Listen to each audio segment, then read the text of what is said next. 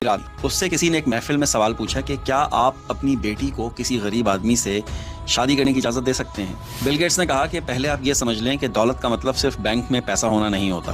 سب سے بڑی دولت پیدا کرنے کی صلاحیت ہوتی ہے. بل گیٹس نے کہا کہ مثال کے طور پہ ایک غریب آدمی جوا کھیل کر یا پھر لاٹری جیت کر $1 ملین جمع کر لے. وہ امیر آدمی نہیں ہے، وہ ابھی بھی غریب ہی ہے، بس اس کے پاس $1 ملین ہیں، کیونکہ 90% لوگ جو لاٹری اور جوئے میں پیسے جیتتے ہیں وہ اگلے 5 سالوں میں ختم کر چکے ہوتے ہیں اور پھر سے غریب ہو جاتے ہیں. آپ دنیا میں ایسے بہت سے امیر لوگ دیکھیں گے جن کے پاس پیسے نہیں ہوتے. مثال کے طور پہ کاروباری حضرات، آپ ان سے $1000 مانگ کے دیکھیں، وہ کہیں گے نہیں ہے. اور آپ سوچیں گے کہ یار یہ اتنی پراپرٹیز کا مالک، اتنے زیادہ بزنس اون کرتا ہے، اس کے پاس $1000 نہیں ہے، اس نے مجھے جھوٹ بولا ہے. لیکن بعض دفعہ واقعی ہی بزنس مین کے پاس کیش فلو کی کمی ہوتی ہے. اس کے پاس شام کو کھانے کے لیے کیش نہیں ہوتا، لیکن وہ دولت کی راہ پر چل رہے ہوتے ہیں چاہے ان کے پاس پیسے نہ ہوں، کیونکہ وہ اپنی مالی ذہانت اور دولت کو ترقی دے رہے ہوتے ہیں. یہ ہوتا ہے امیر اور غریب کا فرق. مثال کے طور پہ امیر آدمی دولت کمانے کے لیے مر سکتا ہے اور غریب آدمی دولت کمانے کے لیے قتل کر سکتا ہے. اگر آپ کسی نوجوان کو دیکھیں جو تربیت حاصل کرنے، نئی چیزیں سیکھنے میں مگن ہے، تو وہ ایک امیر آدمی ہے، کیونکہ وہ مسلسل اپنے آپ کو بڑا کر کے مسلسل ترقی کرنے کی کوشش کر رہا ہے. اور اگر آپ ایک ایسے شخص کو دیکھیں تو یہ سمجھتا ہے کہ مسئلہ ریاست کا ہے اور جو امیروں کو چور سمجھ کر ان پر مسلسل تنقید کرتا ہے، تو سمجھ جائیں کہ وہ ایک غریب انسان ہے. امیر لوگوں کا یہ ماننا ہوتا ہے کہ انہیں صرف معلومات اور تربیت کی ضرورت ہے تاکہ وہ کامیاب ہو سکیں، اور غریب یہ سمجھتا ہے کہ امیر لوگوں کو انہیں پیسہ دینا ہوگا تاکہ یہ کامیاب ہو سکیں. بل گیٹس نے کہا کہ جب میں یہ کہتا ہوں کہ میں اپنی بیٹی کی شادی کسی غریب آدمی سے کرنے کی اجازت نہیں دوں گا تو اس کا مطلب صرف اور صرف یہ ہوتا ہے کہ اس آدمی میں پیسہ کمانے کی صلاحیت موجود نہیں ہے. بل گیٹس نے کہا کہ آپ جتنے بھی مجرم دیکھتے ہیں وہ زیادہ تر غریب ہوتے ہیں، جو پیسہ دیکھ کر پاگل ہو جاتے ہیں اور کچھ بھی کرنے کے لیے تیار ہوتے ہیں. ان کے لیے یہ ایک مذاق کی بات ہوتی ہے کیونکہ انہیں پتہ ہی نہیں ہوتا کہ وہ خود پیسہ کیسے کما سکتے ہیں. بل گیٹس نے ایک اور مثال دی کہ ایک بینک کے سیکیورٹی گارڈ کو ایک پیسوں سے بھرا ہوا بیگ ملا. اس نے آنیسٹی کے ساتھ وہ بیگ اٹھا کر کے بینک کے مینیجر کو دے دیا. لوگوں نے اسے کہا کہ تم بہت بے وقوف ہو، لیکن میری نظر میں وہ شخص ایک امیر آدمی تھا، بس اس کے پاس پیسے نہیں تھے. ٹھیک 1 سال کے بعد اسی بینک میں اس سیکیورٹی گارڈ کو مینیجر کی پوسٹ آفر ہوئی. 2 سے 3 سال میں وہ مینیجر کسٹمر سروسز کا انچارج بن گیا. 10 سال بعد وہ پورے ریجن کا انچارج بن گیا اور اس کی ماہانہ تنخواہ اس رقم سے زیادہ ہو گئی جو وہ چوری کر سکتا تھا. اور بل گیٹس نے وضاحت ختم کرتے ہوئے آخری جملہ یہ کہا کہ امیری سب سے پہلے ایک ذہنی حالت ہے. آپ یہاں سے امیر ہوتے ہیں، آپ یہیں سے سوچتے ہیں کہ میں نے خود کمانا ہے اور خود آگے بڑھنا ہے، اور آپ یہیں سے سوچتے ہیں کہ وہ اس کے پاس جو پیسے ہیں نا، وہ شادیوں پہ لٹا رہا ہے، ٹریول پہ لٹا رہا ہے، کھا رہا ہے، پی رہا ہے، مجھے کیوں نہیں دے رہا، میرے پاس پیسے نہیں، میں بھوکا مر رہا ہوں. یہ صرف ایک ذہنی کیفیت ہے.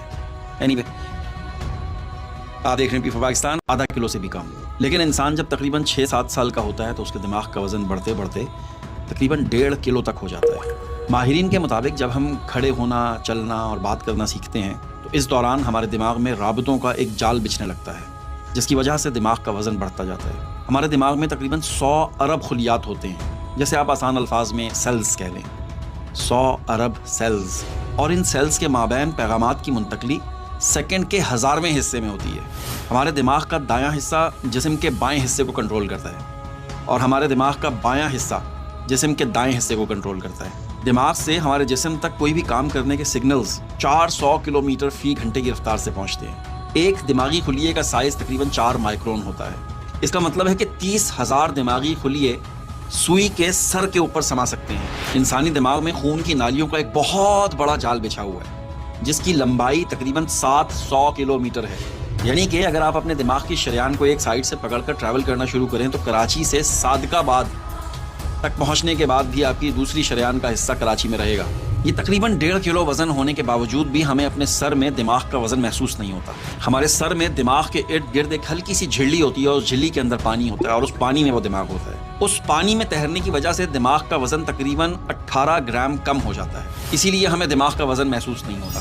اور یہ لیکوڈ اچانک کسی حادثے کے خلاف ایکشن کرنے میں کام آتا ہے اور دماغ کو گندگی سے بھی صاف رکھتا ہے. سائنسی تحقیق سے یہ بات ثابت ہوئی ہے کہ ہر انسان کو روزانہ کی بنیاد پر اپنے سر کو ٹخنوں کے لیول تک لے کر جانا چاہیے، جس سے انسان کا اعصابی نظام بھی صحیح طرح سے کام کرتا ہے اور دماغ کے سارے سیلز بھی متحرک رہتے ہیں. سجدہ، نماز کی جتنی حرکات ہیں ان میں سجدہ سب سے قابل ذکر ہے، جہاں گھٹنے ٹیکنے سے دماغ کا پانی اوپر نیچے حرکت کرتا ہے اور اس سے دماغ کو ایک طرح کا مساج ملتا ہے. لمبے سجدوں کے بعد ذہنی سکون کی سب سے بڑی وجہ یہی ہے. جو دماغ سجدوں کو چھوڑ دیتے ہیں وہ اس عظیم حرکت سے محروم رہتے ہیں جس کی وجہ سے یہ دماغ انگزائٹی، ڈپریشن اور مائیگرین کا شکار رہتا ہے، جسے ختم کرنے کے لیے لوگ درد کی گولیاں کھاتے ہیں، جو ہمارے اسپائنل کو وقتی طور پر سن تو کر دیتا ہے لیکن سجدے جیسا سکون نہیں دے پاتا۔ یہ اس عظیم رب کی کاریگری ہے جو ہر چیز کو کامل ترتیب سے بناتا ہے۔ لقد خلقنا الانسان فی احسن تقویم، یقیناً ہم نے انسان کو سب سے اچھی صورت میں پیدا کیا۔